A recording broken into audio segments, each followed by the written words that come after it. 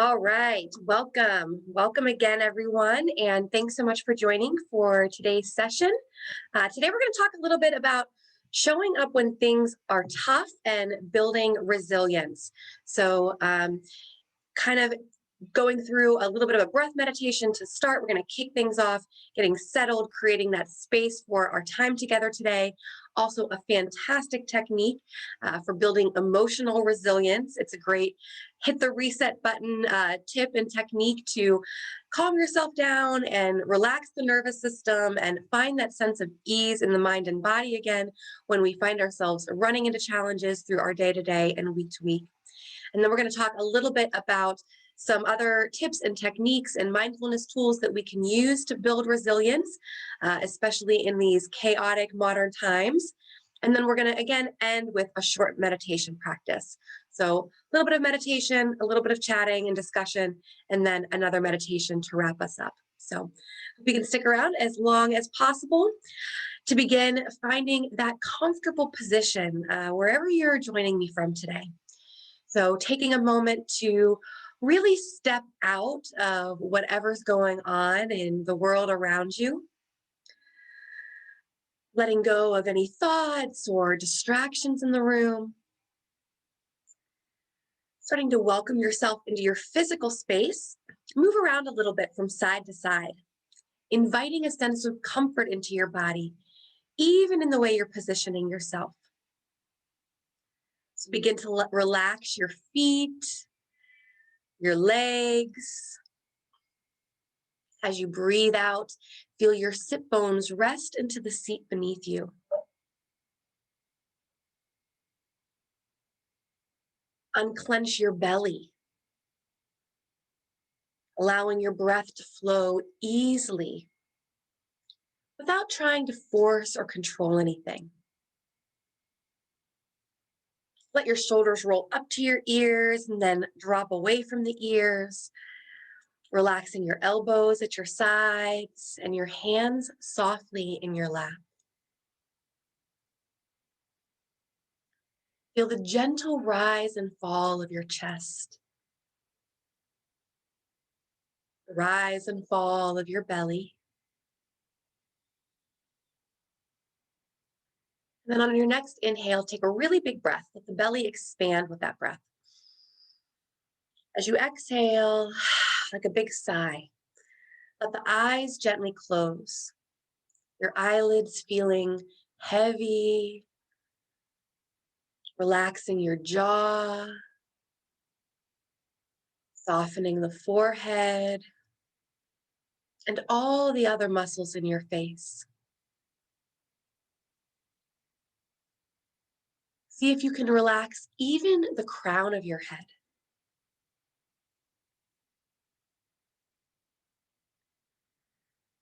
Continue to breathe slowly and deeply. Continuing to let go of anything going on in the mind and bringing your full attention to your breathing. I'm now going to invite you to actually bring one hand up to your heart and one hand up to your body. Take a moment to just notice, without trying to change anything, which hand or hands are moving the most. Either the top hand, the bottom hand, maybe both hands are moving. Take a moment to just silently observe on your own.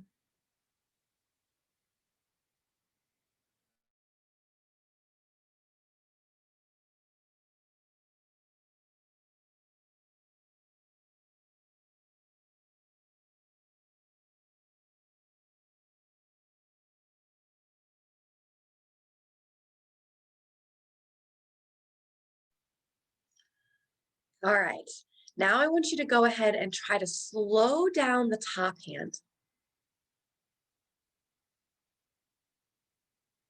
Let your breath go deeper into the body, drawing it deeper into the low diaphragm, the most oxygen-rich part of our lungs, by letting your belly expand and relax.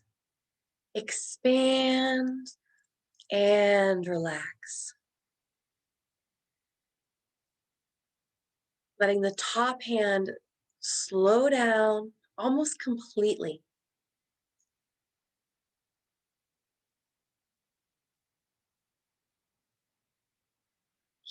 Bring a few more breaths here on your own, slowly and deeply. Staying fully connected to the feeling of your own breathing. Sinking into a nice, gentle rhythm and harmony with the breath. You want to be breathing in through the nose and out through the nose, letting the belly almost be like a pump as you expand and relax. Take just a few more moments here on your own to practice breathing in this way. Allow it to become more natural feeling. Continue to breathe more slowly and more deeply for the next few moments here on your own.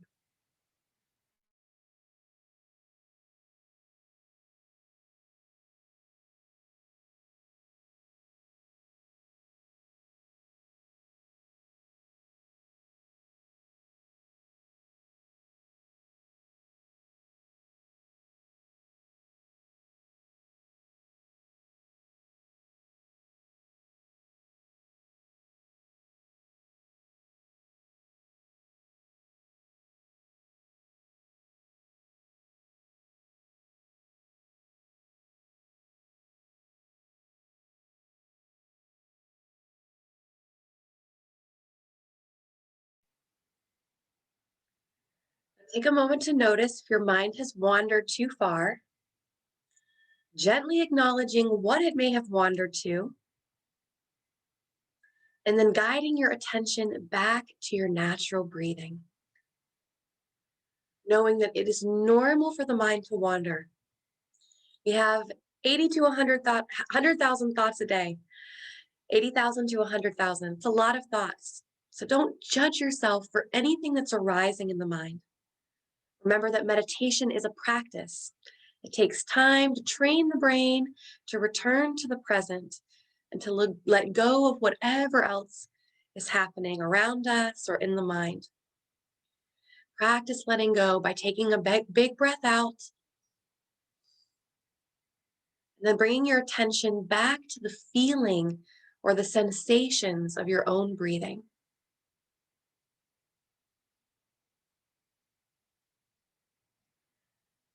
Take another big breath in through the nose and out through the nose.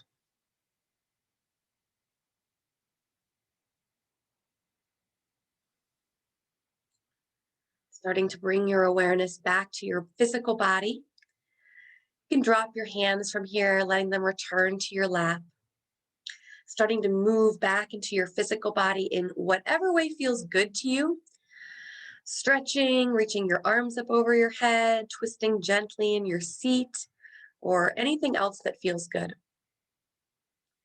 And then slowly starting to bring your awareness back to your eyes, fully rejoining me by opening your eyes whenever you feel ready. Wonderful. And welcome back. I hope you enjoyed that first opening practice. I know we've done this one before, but it's a great reminder of the proper way to breathe and how to invite a deeper stream of breath, which means more oxygen, more blood flow to the brain so you can think more clearly, more oxygen to the body so that it can relax your muscles, calm the nervous system, bring you energy to every part of your functioning being, from your emotion, the way your emotions function, the way your brain functions, the way your body functions and feels. So important. And the reason we're covering a lot of these resilience related topics this month is because of, it's been about a year and a half that we've been dealing with the pandemic and the results and impact of these very strange, very chaotic times.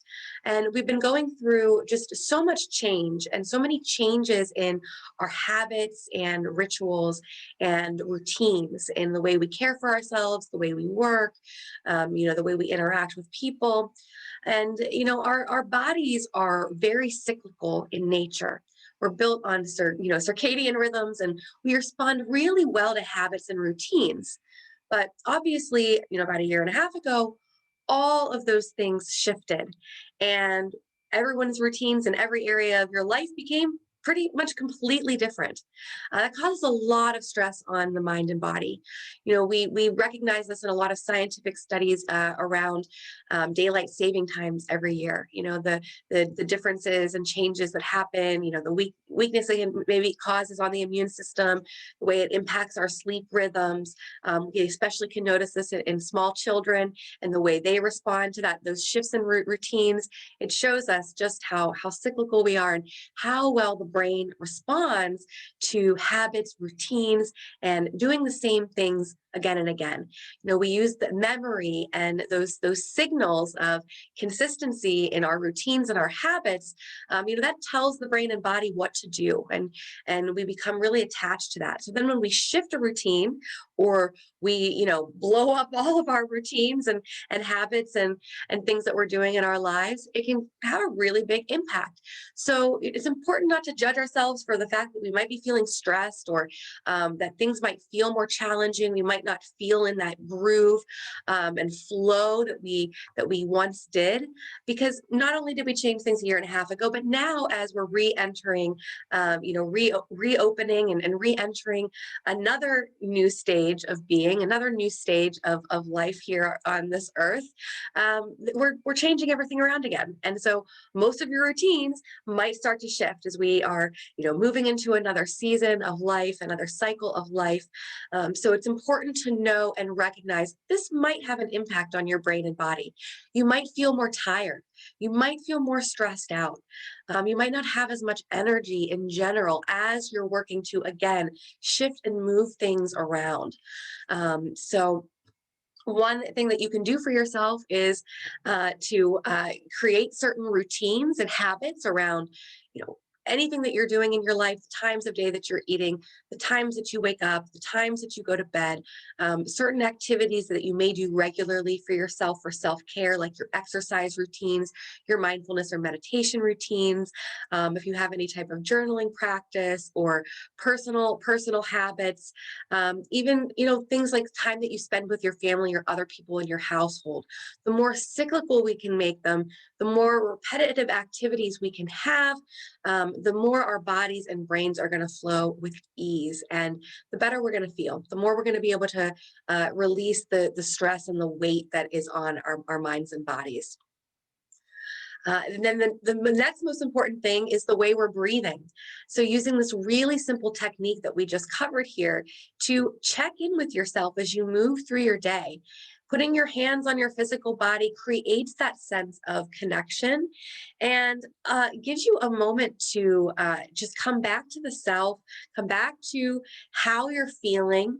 We feel a lot of emotions here in the heart center, in the chest, and also in the gut. And you may feel things like butterflies or anxiety in your belly. We call those butterflies sometimes, or sometimes it actually can cause even digestive issues or other sensations in that part of the body. So by bringing our hands to our heart and to our belly, we're connecting a little more deeply with the way we feel in the moment, and also the way that we're breathing.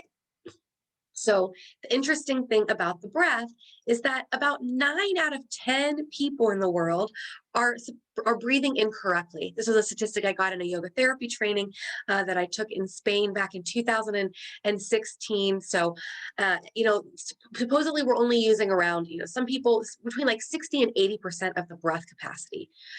Because so many people are also stressed and dealing with stress and anxiety, they're staying longer and longer periods in the stress response, in fight or flight. And fight or flight is associated with that upper chest breathing, where you're using the upper diaphragm. Your digestion is impacted, when we're in the fight or flight response. So you may find yourself squeezing or tightening the lower abdominal muscles when you're stressed or anxious, and things like that. When you're dealing with difficulty or challenges in your life, just kind of start to notice: am I sucking my belly in? Am I tightening my belly in? Am I breathing here with the upper chest muscles and the shoulders and even sometimes the neck muscles? That type of breathing, and we usually do it completely unconsciously, it's called vertical breathing. That part of breathing is part of the typical stress response. And it's the way the majority of people breathe. I think the technology age has definitely added to this. We're spending more time sitting, and we're spending more time hunched over like this, concaving the chest and hunching the shoulders forward. Maybe, again, clenching or squeezing the belly as we work on our computers or hunch over our phones. And so that, again, is going to impact how much breath you can actually take in. By consciously breathing into the low diaphragm, which is that, again, the largest, most oxygen-rich part of the lungs down here. So it's a little lower than I think we usually think. Okay, yeah, the breath is going in and out of the lungs. We don't actually breathe into the belly, of course, but the air moves only in and out of the lungs. But by opening the belly and allowing that movement to expand the belly, you're also allowing the breath to go deeper into the lungs. So that's really, really important. And I think especially, for those of you that are watching this, that are women, I know it's probably a men thing too, but I know especially as women, we're told a lot as you move through life: tuck your belly in, suck your stomach in, let your belly should look flat. This was a huge shift for me mentally as I started these practices 10, 12 years ago and started to learn more about the breath and how important it is. It's our basic function of life and life energy. The energy in our bodies, again, bringing that new blood flow to the brain, sending oxygen to all the muscles and all the cells so that they can repair themselves and balance everything out and restore throughout the day. And also in the deeper repair cycles when we sleep at night. So breathing properly is absolutely key to managing our emotions, to our brain health, and to the way that we respond and deal with the stress in our lives. Because we can't control this, that there are going to be chaotic things happening in the outside world. We can't control a lot of that. What we can control is ourselves. And we build resilience in time by showing up for ourselves, by overcoming our challenges, and by finding simple ways just like this to nourish ourselves and help ourselves get back on track. So I want you to just kind of think about how you can tune into the breath, taking time throughout the day when you notice yourself getting off track, whether it's a lack of focus or you find yourself feeling upset about something. When we hit those stress triggers and you find yourself feeling a difficult emotion, whether it's anger or frustration or fear or anxiety and worry around something, or even sadness or disappointment or anything else, take that pause, take that time out, tune into you, bringing your hand to your heart and to the belly. Notice how it feels and how you're breathing in your body at that moment. At first, just noticing, and then taking those next few minutes, if possible, to pause and really breathe deeply, focusing on expanding the belly as much as you can and drawing in those deeper breaths. I promise you're going to feel better every time. And I'd love to hear if anyone wants to pop into the chat box.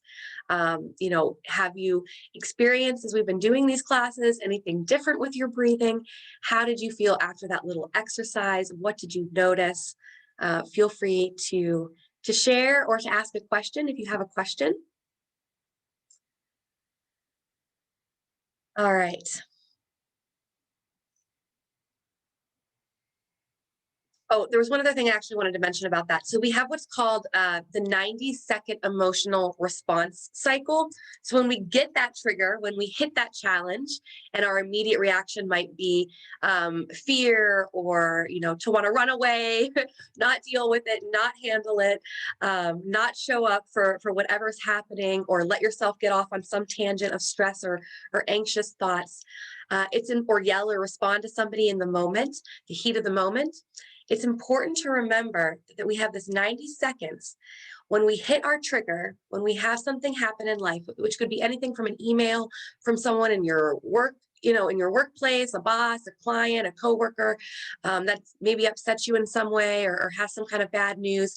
Maybe it's something that you hear from a family member or a friend, or something outside of the workplace, or maybe you just trigger a memory or some kind of, something that upsets you mentally that isn't even happening at the time. We have a lot rooted in our subconscious there, and that's all right. It happens. This is part of being a human. Know that you've got about 90 seconds that those stress hormones like cortisol and adrenaline flush through the system. If you can pause and wait, if we can pause and do that breathing exercise, breathing slowly, deeply, not responding, not allowing ourselves to focus or think about the situation, which will just continue to perpetuate that flow of, toxic stress hormones, negative stress hormones. If you can pause and do that deep breathing, or something else that completely relaxes you and takes your mind away from the situation, we will slowly start to shift back into a clearer mind, clearer ways of thinking, and overall be able to handle whatever is going on at the time with more ease, more grace, more patience, and from that balanced state of being. So practice it.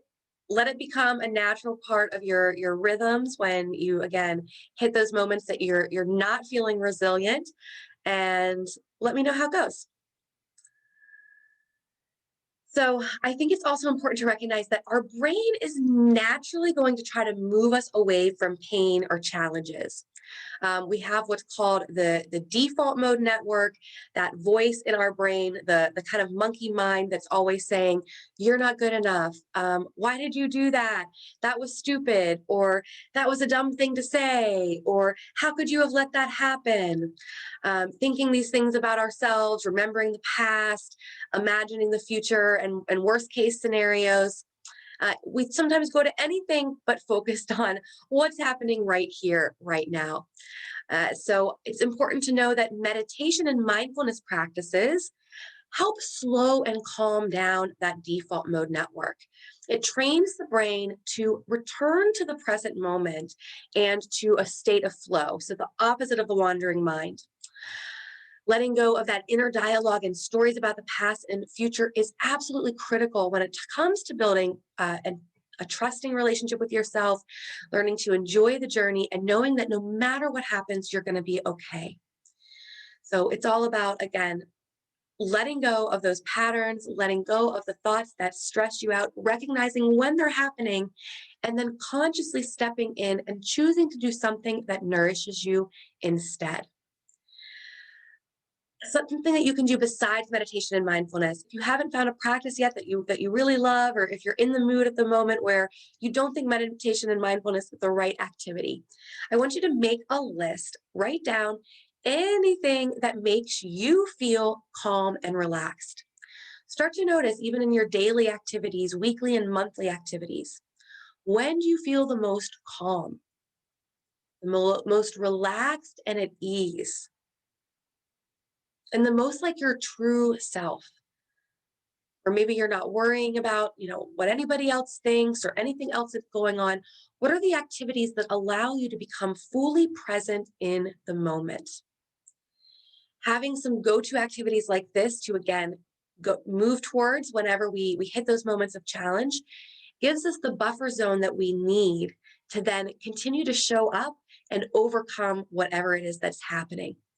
Just, a few minutes, or even a half an hour, whatever you can take away from the situation to do something that allows you to calm down and get back to that place of centered relaxation is absolutely critical. So think about that. Is it when you're chopping? I hear from people all the time, when I'm cooking, you're chopping vegetables, or maybe you play a musical instrument, or you've always wanted to learn how, and you haven't done it yet, and maybe it's something that brings you a lot of joy. Maybe you feel joyful and at ease when you're at home playing with your kids, or spending time with a loved one, or a dear friend, or something like that. Maybe it's when you're having your alone time, reading your favorite book and drinking a cup of tea, or being outside, doing some kind of activity, or just taking a walk and enjoying the outdoors. It can be anything at all. And, it's unique to each of us. So consider what makes you feel the most relaxed and at ease, because those are the things that are going to help you bounce back. And again, have that resiliency kind of routine that you can go to give you the strength and build that sense of calm and power from the inside out.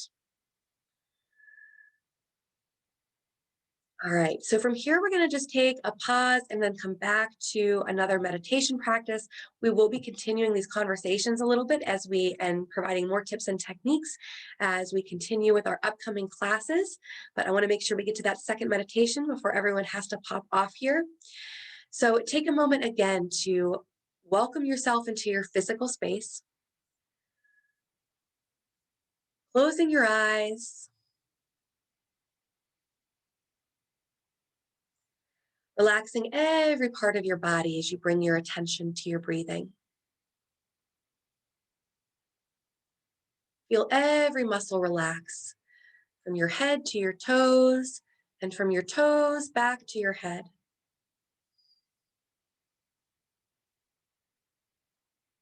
Once again, breathing deeply into the body, letting the belly expand and relax with the breath.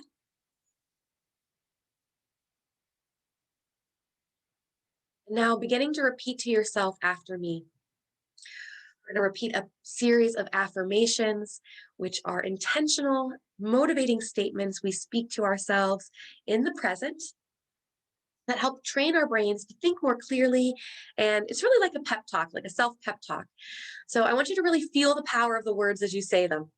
You may have other outside thoughts or resistance arise, but try to let those naysayers go and come back to the statement, saying it with a lot of energy, and let your whole body language buy into it. So opening the heart, let the shoulders roll up and back to create that kind of power stance in the front of the body. As you say in your mind or even out loud, I am capable of overcoming anything that comes my way. I'm capable of overcoming anything that comes my way.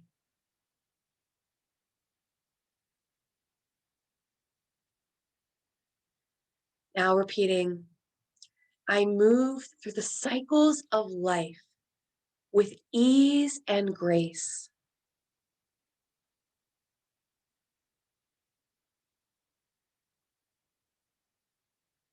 I release all doubts and replace them with courage.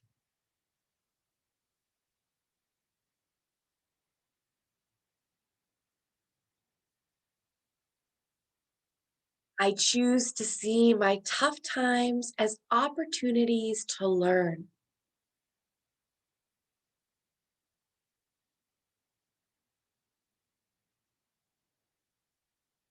My challenges are opportunities to overcome or deepen my relationships with others.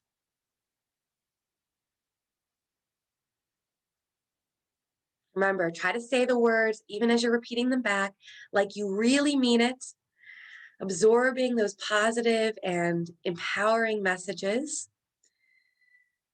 Now repeating, when I let go and trust, everything works out.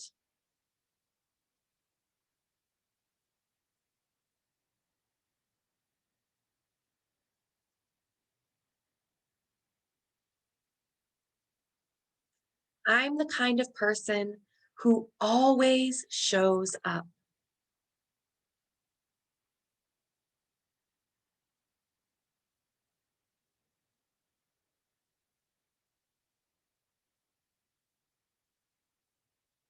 I speak to myself with love and kindness.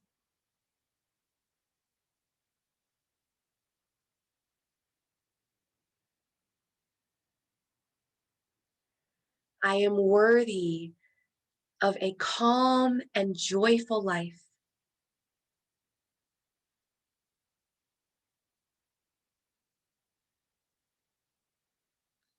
And then our last affirmation, repeat to yourself, I inspire people with my strength, myself included.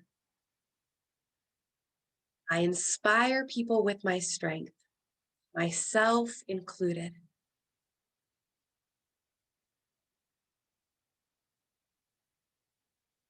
Take one last moment here to just reflect on the power of those words you just spoke to yourself. Continuing to breathe slowly and deeply, notice if there were any shifts or changes in your physical body, in the way that you're breathing. Coming back to that proper breath, in through the nose and out through the nose, feeling the belly expand and relax as you breathe. In a nice, soft, and gentle rhythm, naturally and harmoniously. I'm here kind of putting on those statements like an inner armor, I always like to say, so that you can carry them with you out of this practice and back into whatever it is you have to do next. Bringing your awareness to your body when you're ready, and then opening your eyes at whatever pace feels good to you. And welcome back. I hope you enjoyed that practice today as well. And I'd love to invite you to write down any of those statements, those affirmations we repeated together in a notebook or a journal, or even on a Post-it, and put it on your laptop or on your fridge or above your sink in your bathroom or somewhere that you might see it regularly, especially if it was one that really resonated with you. And to resonate, it may have felt good, really good, but there also may have been some words that you spoke that you felt resistance to, like that monkey mind, or that little sidekick in your brain saying, "Oh, that's not true. You're not like that." If you heard something like that in the background as you said any of those statements, those might actually be good ones to write down and to work on, because it kind of shows us that maybe we have something going on there. We don't believe that about ourselves. Why don't we believe that about ourselves or our lives? Again, changing the way that we think about ourselves, talking to ourselves with kindness, boosting ourselves up, lifting ourselves up, even in these simple practices, and surrounding ourselves with these reminders. It's funny because all my coaching friends and friends that are really into meditation and mindfulness, you go to their house and everybody has these Post-its around the house, and it's such a powerful reminder to me that our brains need that visual sometimes, where default is going to always be those negative trains of thought. So it's important to surround ourselves with the positive ones, and to lift ourselves up and to take time intentionally to get ourselves back on track. That's how we, in time, build a mindset of resilience, of showing up for ourselves and being able to get ourselves back to balance when we hit those road bumps. So I hope you learned a couple things today and enjoyed our time together. I know I did. If you have to run, I know we went a little bit over, so if you have to run, no worries. Feel free to take off, and I'll look forward to seeing you back in class very soon. Otherwise, I'll stick around for just another moment or so. If anybody has a question or would like to, share anything from today, what you experienced today, and I would love that. So.